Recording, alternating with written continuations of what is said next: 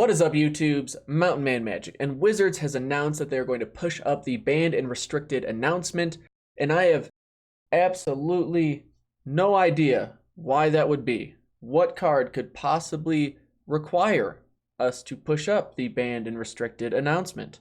But it got me thinking, what card or cards don't I like in Standard, or what decks do I just have no desire to play at all in Standard? With my disclaimer of, look, if it's a competitive tournament format, whatever, you can play whatever's legal. It's all about you bring what you think is the best to the table, pilot it the best you can, great. But if we're just going to talk about what cards don't we like, I'm happy to rant about that. And that's what I'm going to do. And if you want to rant, you don't really care about my opinion, that's fine.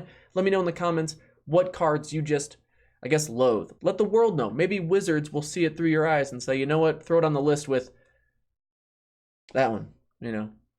We'll see. But hey, without further ado, let's get into it.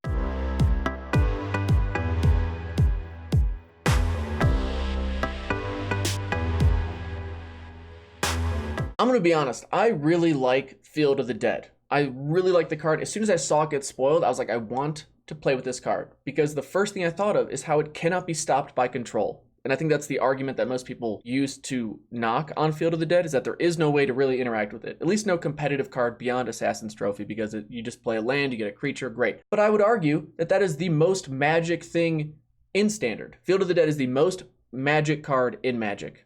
That makes sense. You play land, you get creatures, you turn them sideways, have a good time. We took a land, we paired it with a card that had no place in Standard, in Scapeshift, and those two alone were a competitive deck. To me, that was awesome. I was a huge fan. And then we went to the dark side, and things just got out of hand. Honestly, I'm as guilty as anyone. I made a deck tech video on Bant, Zombie Scapeshift. But what happened is we saw Teferi show up, and in a way, Teferi has been the bane, I think, of Standard since it dropped in Dominaria. Teferi's like the goal line of the card you have to get past to show that you're competitive. And as soon as Teferi, the little Teferi, got spoiled, I said it's going to warp Standard. I was ranting about it to my friends about how much I just despised this card. Why? Because you have to be super aggro to get it off the board ASAP, or your opponent is going to just run away with the game. Because one, you now have zero ability to interact with anything they do from there on out, which is ridiculous for a 3-drop Planeswalker. That also bounces your turn 2 or turn 3 play and gets your opponent a card, and allows them to play their sorceries at instant speed, which is like kind of Teferi's thing, I guess. But the point is, the control matchup becomes a pretty linear game plan of I need to get mine down first and or have mine down with protection first, or I just need to be able to get ahead of the aggro game plan and all is well. And sure, I can enjoy a good counterspell battle as much as anyone, but with little Teferi, there's no counterspell battle.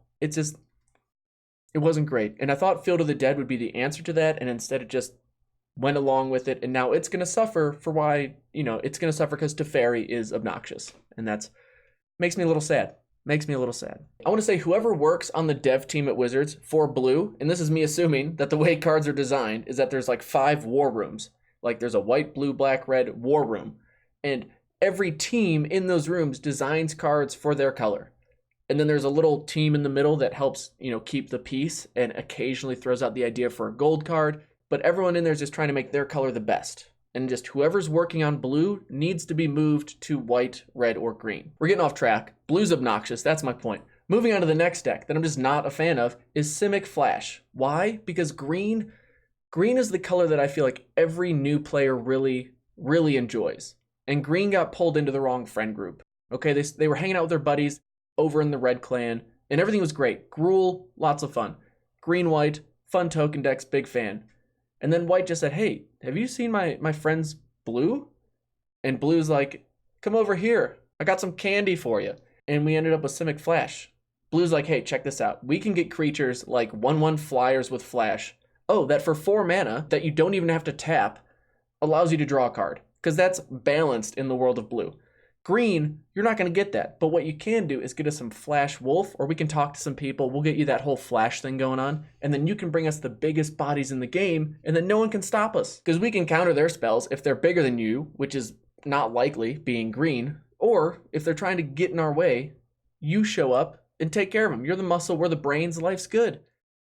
Just, why? And I'm sad that blue got into green's head and got them all in with the wrong crowd, and now we have Simic Flash, which is kind of fallen down on the tier, which is great, but I think it just proves my point that the reason the deck works so much is because of the flexibility that blue in general brings to the table, that no other color gets, that freedom or ability. Now on the most linear game plan, the one that is the most simple, just easiest to play, that even if you've been away from the game of Magic, you can pick this deck up and be competitive with it because it's just that simple. Red deck wins. Mono red. It's so simple because the game plan, the decision tree for this deck is one line. And it says, do you have a card in your hand? Yes. Throw it at their face. Is that card able to hit them in the face? Yes. Send it there. Done. You won the game of Magic. I think I'm just not a fan of red deck wins because it's this color of chaos and passion and all this really fun stuff. And it's been defined or pushed into the lane of just really aggro all the time. And that's not chaos to me. That's as organized a game plan as you're going to have.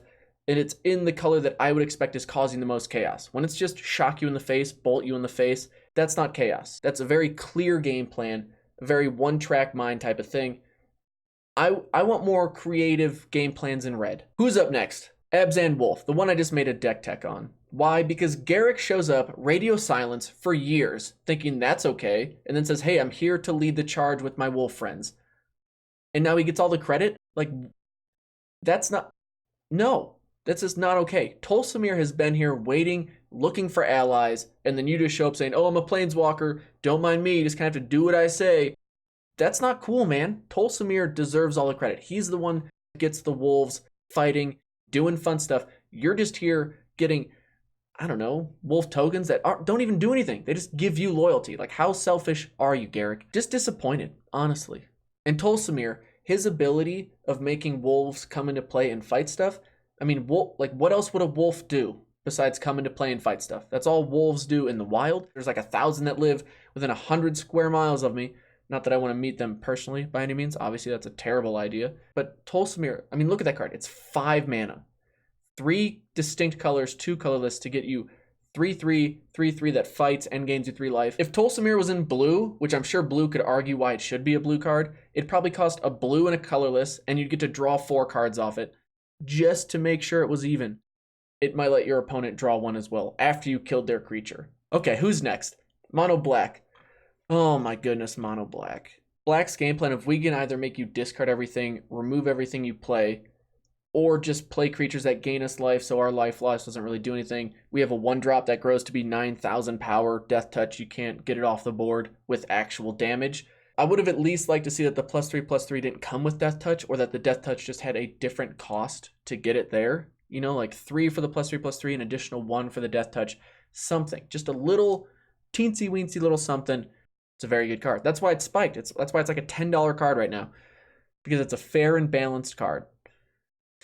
And if we look at the limited setting, okay, here's me going back on another tangent. If we go back and we look at the limited gameplay for every set from Guilds of Ravnica through today, black and blue have always been in those top 2 or 3 best colors. They never struggle for removal or just interaction or evasion, or just ways to close out a game. And it's, to me, that's a frustrating, consistent thing to see, where I'd want there to be some switching it up. Now, some people would say, well, you can always make like red-green work in this one. Yeah, great, I'm with you. I'm just saying, look at the general overall card quality in blue and black. In limited, there's no denying that black has probably been the top color for the last 2 or 3 sets. Blue is at least in the top 3. And then you look in the standard meta, black and blue are in almost every deck except for mono red. That's frustrating to see.